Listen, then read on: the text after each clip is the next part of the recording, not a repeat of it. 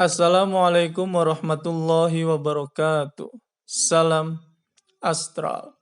Di episode kali ini saya ingin menjelaskan tentang pembahasan di episode sebelumnya, yaitu bagaimana dengan yang katanya ahli spiritual bisa melihat jin, bisa melihat bentuk dan rupa jin, bahkan bisa melihat letak dan keberadaan jin.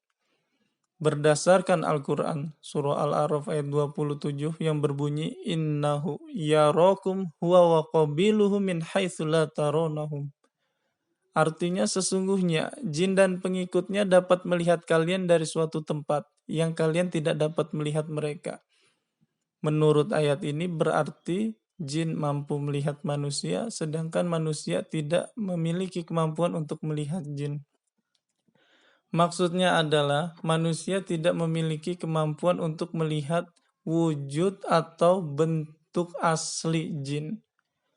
Manusia mampu melihatnya. Yang pertama, apabila jin itu menjelma atau berubah bentuk menjadi sesuatu yang manusia mampu melihatnya.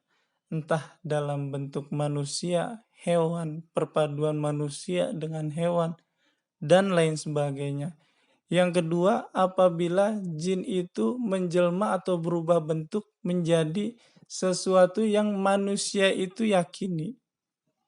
Yang tidak asing lagi di telinga kita adalah contohnya jin, pocong, kuntilanak, genderuwo, dan lain sebagainya.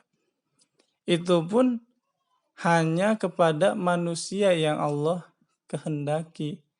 Bukan karena manusia itu mampu melihat jin, akan tetapi jin itulah yang menampakkan kepada manusia tersebut. Dikisahkan di dalam hadis riwayat Bukhari an Abi Hurairah radhiyallahu anhu, waktu itu Abi Hurairah diberi tugas oleh Nabi untuk menjaga kurma zakat, maksudnya zakat fitrah. Di malam yang pertama, tiba-tiba datang seseorang yang mencuri kurma zakat tersebut. Lalu Abi Hurairah menangkapnya seraya berkata, "Demi Allah, aku akan melaporkanmu kepada Nabi." Orang itu berkata, "Aku ini benar-benar dalam keadaan butuh. Aku memiliki keluarga yang membutuhkannya." Karena kasihan, Abi Hurairah melepaskannya. Di pagi hari, Abi Hurairah datang kepada Nabi untuk menceritakan kejadian tersebut. Seolah Nabi telah mengetahuinya, Nabi bersabda, maksudnya bertanya, "Apa yang dilakukan tawananmu semalam?" Abi Hurairah menjawab, "Orang itu berkata, aku ini benar-benar dalam keadaan butuh. Aku memiliki keluarga yang membutuhkannya." Di malam yang kedua, sama seperti itu. Nah, di malam yang ketiga, orang itu datang lagi mencuri kurma zakat tersebut. Lalu Abi Hurairah menangkapnya seraya berkata, "Demi Allah, aku benar-benar akan melaporkanmu kepada Nabi." Orang itu berkata, "Lepaskan aku. Aku akan mengajarkan padamu suatu kalimat yang bermanfaat untukmu." Abi Hurairah bertanya, "Kalimat apa itu?" Orang itu menjawab, "Ketika kamu ingin tidur, bacalah ayat kursi. Allahu la ilaha illa huwal hayyul qayyum," dan seterusnya. Sehingga kamu menyelesaikannya. Keutamaannya, Allah akan senantiasa menjagamu dan setan tidak akan mendekatimu sampai pagi. Karena ucapan itu, Abi Hurairah melepaskannya. Di pagi hari, Abi Hurairah datang kepada Nabi untuk menceritakan kejadian tersebut. Nabi bersabda, maksudnya bertanya, "Apa yang dilakukan tawananmu semalam?"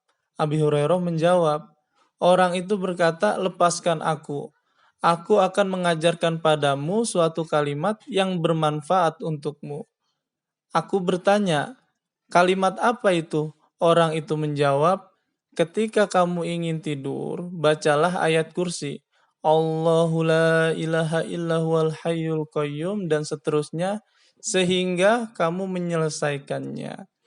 Keutamaannya, Allah akan senantiasa menjagamu dan setan tidak akan mengganggumu sampai pagi. Nabi bersabda, adapun yang dia ucapkan itu benar, akan tetapi asalnya dia pendusta. Apakah engkau tahu siapakah yang datang padamu 3 malam itu? Abi Hurairah menjawab, tidak. Nabi bersabda, dia adalah setan. Setan yang dimaksudkan di sini adalah jin. Dikisahkan juga di dalam hadis riwayat Muslim, Nabi bersabda, sesungguhnya di Madinah ini ada segolongan jin yang telah masuk Islam.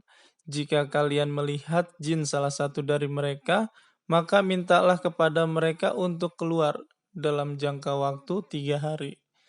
Jika jin itu tetap tidak mau keluar, maka bunuhlah karena sesungguhnya dia adalah setan. Menurut beberapa hadis yang barusan saya jelaskan, berarti ada manusia yang Allah kehendaki mampu melihat jin. Itu pun bukan karena manusia itu mampu melihat jin, akan tetapi jin itulah yang menampakkan kepada manusia tersebut. Menurut Imam Syafi'i, apabila orang adil mengaku bahwasanya dirinya mampu melihat wujud atau bentuk jin yang asli, maka persaksiannya ditolak. Namanya orang adil sudah diakui kesolihannya, karena di dalam menghukumi pun adil.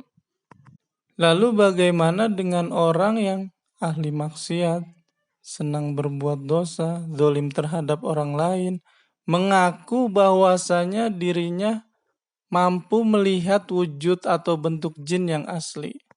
Silahkan dijawab masing-masing. Pertanyaannya, lalu siapakah manusia yang mampu melihat wujud atau bentuk aslinya jin?